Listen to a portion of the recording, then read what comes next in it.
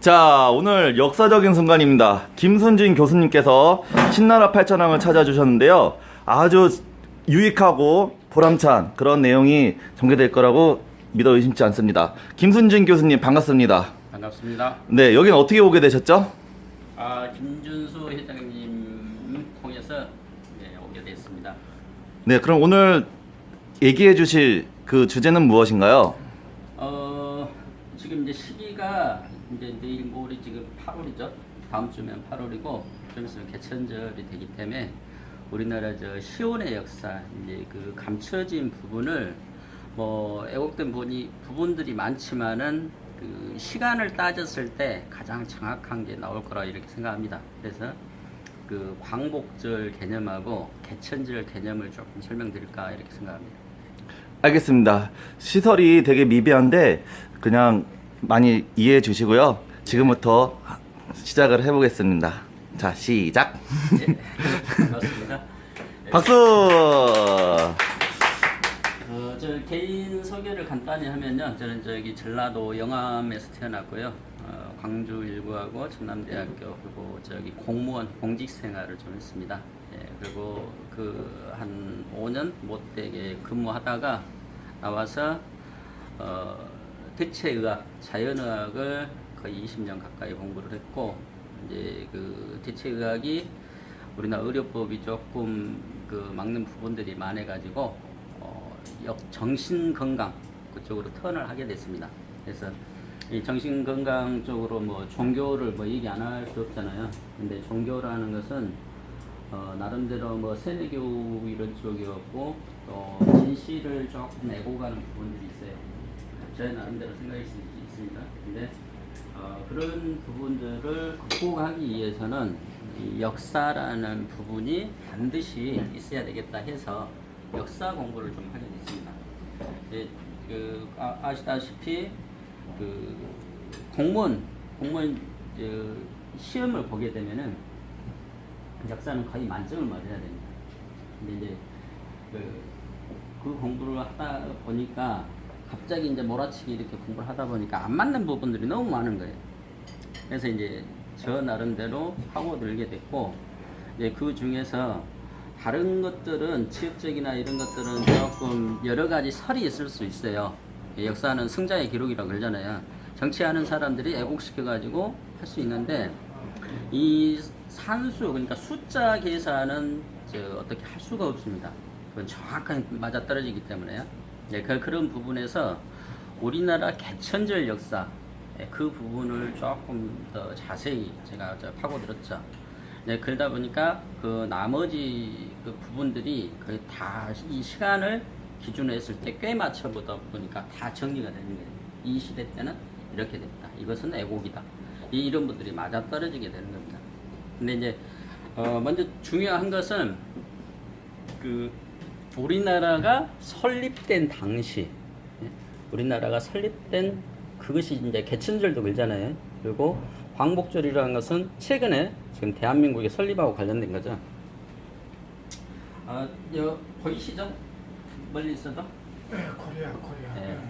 C 코리아하고 K 코리아하고 차이점을 말하는 겁니다.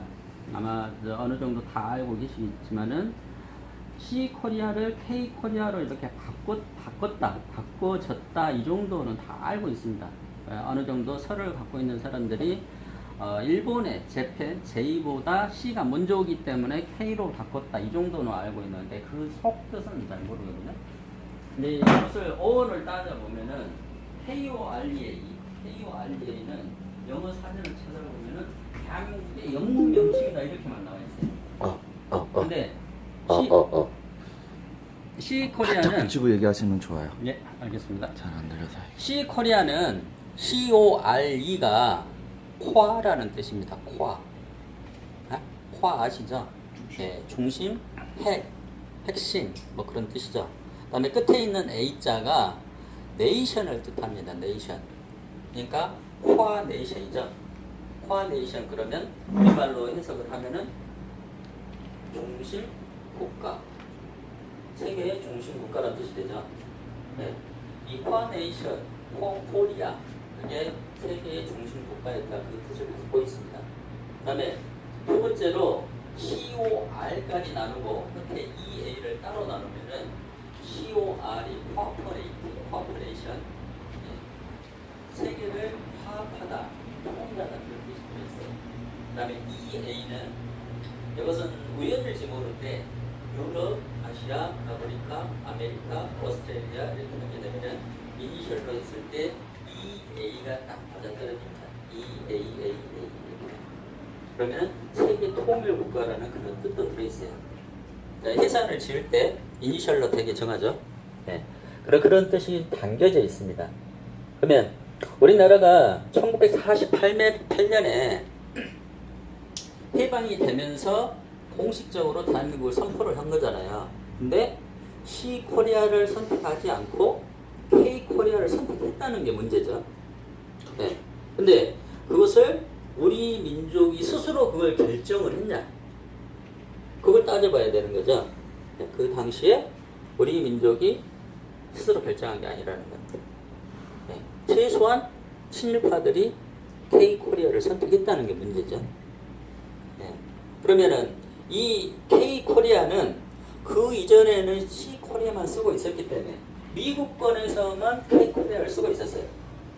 그러면 왜 미국권에서 그 K코리아를 쓰고 있었는가? 그 역사 있겠죠? 그것은 나중에 하기로 하고, 일단 C코리아가 되게 되면은 최소한 고려시대, 그러니까 우리가 알고 있는 조선 이전의 고려시대까지 역사가 올라갑니다. 근데 K코리아로 나라를 설명하게 되면은 일본으로부터 독립한 나라이기 때문에 그 뿌리가 어디가 있냐면 일본에가 있습니다. 이해가세요? 대한 독립만세라고 그랬습니까? 대한 강복만세라고 그랬습니까? 독립만세. 네, 대한 강복만세란 말 들어본 적 없죠? 네, 대한 독립만세 그랬습니다. 그러면 대한 독립이라는 것은 사람이 자기 자식을 낳고 시집 장가 보낼 때 분가시키죠? 그때 독립시킨다고 그러죠? 그러면 일본 밑에 있다가 처음으로 분가시킨 것, 따로 떨어져 나간 것을 독립이라고 그러죠? 그러면 대한 독립만세 그러면 그 말 자체가 우리나라는 뿌리가 일본에 있다. 이걸 인정하는 겁니다. 그죠? 자, 그러면 대한 독립만세였을까요? 대한 강복만세라고 했었을까요? 강복만세를 해야 되죠? 예, 근데 우리는 아직까지 한 번도 대한 강복만세를 들어본 적이 없죠? 그 자체가 왜곡된 역사라는 겁니다. 불과 100년 됐습니까? 100년 안 됐죠? 예, 100년이 되지 않은 역사가 이렇게 왜곡되어 있는 겁니다. 네, 이해하시겠죠?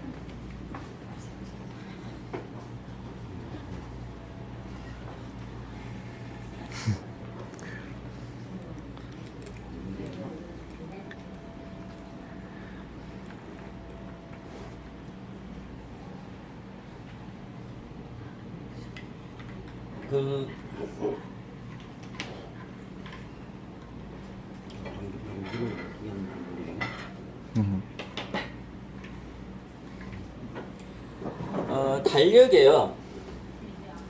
달력에 두 가지가 있습니다. 그죠? 음력하고 양력하고 있죠. 우리나라 고유 달력이 음력입니까? 양력. 음력이죠. 고유달력. 고유달력 음력이죠. 고유 달력 음력입니까? 예. 그럼 지금 양력은 언제부터 쓴지 알고 계세요? 1895년, 그러니까 을미 개혁 때 서양력을 처음 쓰기 시작합니다. 1895년 11월 17일 날이야. 그러면은 그 이전에는 음력만 있었겠나? 그게 문제가 되는 거죠. 따져봐야 되는 거죠. 음력은 달을 기준으로 되죠. 김대현님? 그죠? 김대현님? 양력은 태양을 기준으로 되죠. 그러면 열이 있습니까? 없죠. 열 없죠? 그러면은 음력이 사계절, 그러니까 여름하고 겨울엔 온도 차이죠. 자, 달로서 온도 차이를 낼 수 있을까요? 없죠. 없죠. 그러면 음력만 있어가지고는 여름하고 겨울을 나타내는 달력은 만들 수가 없습니다. 그렇죠. 그러면 음력 말고 또 다른 달력이 있었겠죠. 그죠? 그것을 지금 중국에서는 달력을 3가지를 쓰고 있습니다. 이기 때문에 그러면 지금 중국에서 농력이라는 달력을 쓰고 있어요. 농력. 네. 그다음에 음력은 그냥 음력이라고 그러고 지금 서양에서 쓰는 달력을 공력이라고 그럽니다. 3가지가 있었다는 건 모르겠다. 네, 공부하는 사람들만 알고 있는 겁니다. 그러면 중국에는 왜 3가지가 있는데 우리나라는 왜 2가지만 있냐? 이 역사의 공이죠. 네. 1895년 11월 17일 날 새학력이 들어왔는데 그 11월 17일은 음력이에요. 음력 11월 17일 날 새학력을 쓰기 시작했단 말이에요. 그럼 그 이전에는 어떻게 기록해놨냐면은 그 날짜를 몇 일까지는 안 적었는데 몇 달까지는 적었거든요. 그 정월을 적을 때 춘정월이라고 적었어요. 춘정월. 그러니까 이것이 삼국사기, 고려사, 명사, 청사, 조선왕조실록, 적벽부, 대통령 여기 있죠? 거기에 다 1월을 춘정월이라 있습니다. 그러면 1월이 지금 1월이 음력이든지 양력이든지 겨울입니까? 봄입니까? 겨울이죠. 근데 춘정월이라 했어요. 그러면 그 당시에는 이 1월이 봄이었던 거죠. 하사월이라 했습니다. 하사월. 그러면 4월달이 여름이었던 거죠. 추7월이라 했습니다. 지금 오늘이 7월 거의 마지막 날이죠? 마지막 앞날이죠? 지금 여름이죠? 예, 여름. 여름이죠? 그러면 하7월이야 맞는데 추7월이라 했습니다. 동시월에 했습니다. 동시월. 그러면 10월이 겨울이라는 얘기니까 그럼 지금하고 다른 달력이 있었던 거죠. 네.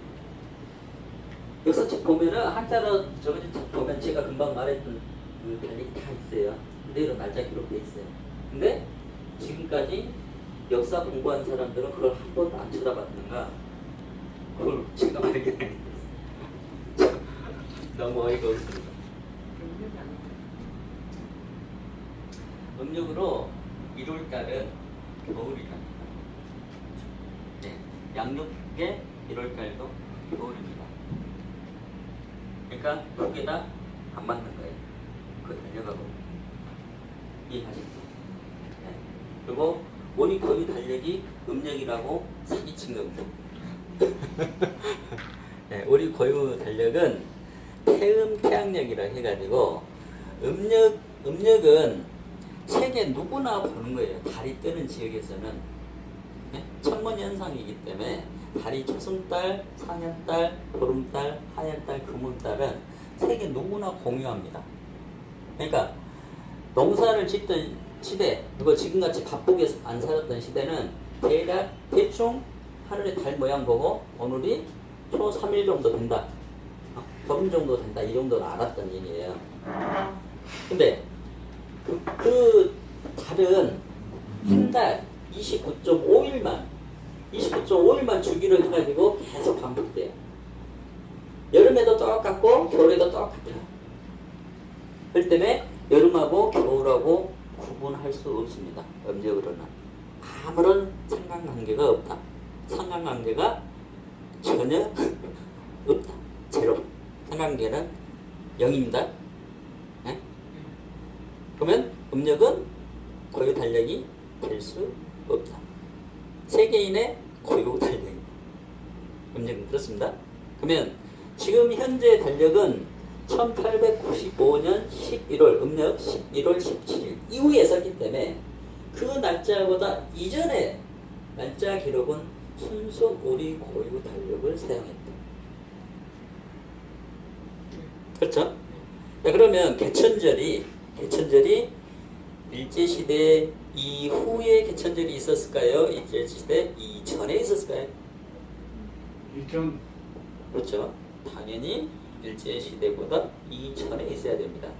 근데 아까 말했던 대로 대한 독립만세란 것은 일본이 우리나라보다 나라가 먼저 생겼고 우리나라는 거기서 독립에 나왔다 이 말이 성립돼 버린 겁니다. 그죠? 그죠? 네. 그러니까 대한 독립만세라는 말 자체가 사기다. 역사에 보면. 그래서 여태 광복절 행사를 하면서 대한독립만세 했던 것은 다 사기였다. 공감하십니까? 예. 예. 그게 지금 우리나라 현실입니다. 예. 거의 모든 게 다 역사는 다 사기. 야, 그러면 개천절을 그 하늘이 개날 개천이라 그랬죠. 개국이 아니죠. 개국절이 아니잖아요. 개천절이라 그랬잖아요. 그러면 왜 하늘을 열었다 했을까? 그걸 알아야 되죠. 그걸 알아야 되죠. 이것을 찾아 올라가려면 어디까지 올라가야 되냐면 만년 넘는 역사까지 올라가야 돼요. 그래서 이 달력에 개천절을 딱 찾아가면 우리나라 역사가 정확하게 나와요. 날짜까지도 정확하게 나와버려요. 이날부터 우리나라 개천해가지고 나라가 만들어진다.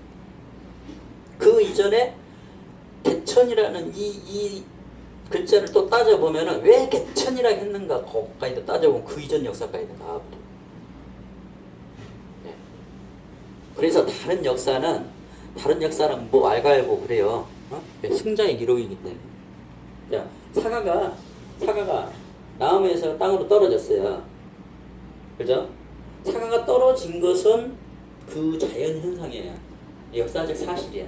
근데 땅의 입장에서는 사과가 나한테 다가왔네 이렇게 기록할 것이고 하늘의 입장에서는 사과가 나로부터 멀리 멀어져 버렸네 이렇게 기술을 한단 말이에요. 그러면 한 가지 사과가 나무에서 떨어졌다는 것은 역사적 사실이고 이 땅의 입장에서 나한테 다가왔네 하는 것은 개인적인 평가라고 해요. 그죠? 역사는 그렇게 기술됩니다. 근데 과거에 일어난 일이기 때문에 독립한 사실이 있다는 거예요. 그 사실을 찾아야 역사가 전개가 됩니다. 그렇죠? 저는 그런 쪽으로 기준을 잡아가지고 역사를 전개합니다. 그러면 지금 오키나와 그 요나쿠니 해저 도시 들어보셨습니까? 네. 예. 그 지금 어디가 있냐면 여기 지도가 있으니까 말씀드리겠습니다. 이 대만 바로 옆에예요. 대만. 네, 맞습니다. 예. 여기가 요나쿠니 섬이 있어요. 해저 도시. 지하 30m에서 40m 깊이가 있습니다. 깊이가. 자, 그럼 왜 거기가 도시가 있냐? 도시가 만들어져 있냐, 그죠? 이것은 바닷물이 현재보다 만년 이전 정도에 현재보다 120m가 낮았어요. 바닷물 높이가. 그러면 우리나라 서해안이 지금 서해 저기 놀러 가시죠? 해수욕장 가보죠? 물 빠지면 몇 킬로 빠져버리죠? 10킬로 이상 빠져버리죠? 여기가 120m가 물이 낮았다고 그러면 거기가 다 농토지대였다는 겁니다. 평야지대. 그래서 청주에 소로리 벽시라고 들어보셨나요? 소로리 벽시 치면 나옵니다.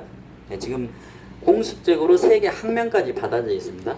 오리자, 사티바, 꼬레아카 이렇게요.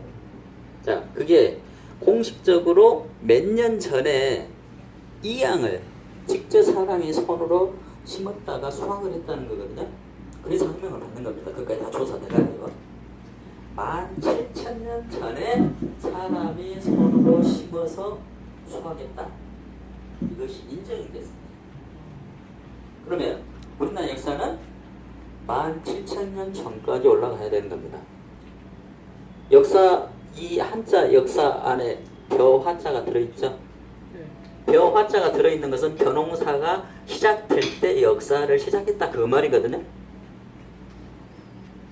그러니까 우리나라 역사는 최소한 17,000년까지도 올라갈 수 있다. 네. 자, 120m가 낮은 그 지역이 세계의 다른 곳에서도 있을 수 있어요. 그렇죠? 자, 그러면 그 시대하고 동시대라고 볼 수 있습니다. 그죠? 자, 어쨌든 그것이 동시대든 아니든 간에 지금 우리나라 서해안의 120m가 낮았던 시대는 현 시대하고는 다르죠. 그러죠? 현 시대하고는 다르죠. 그러면 그 이전에 그 17,000년이라고 하는 그 시간이 맞을 수도 있고 다를 수도 있어요. 그죠? 근데 어쨌든 간에 지금 시대하고는 다른 시대가 있었다. 거기까지가 인정되는 겁니다. 일단은요. 네.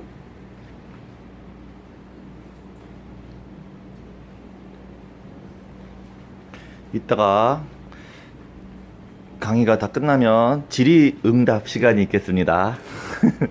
그때 궁금한 점은 물어보셔도 됩니다. 잠깐 쉬었다 가겠습니다. 예.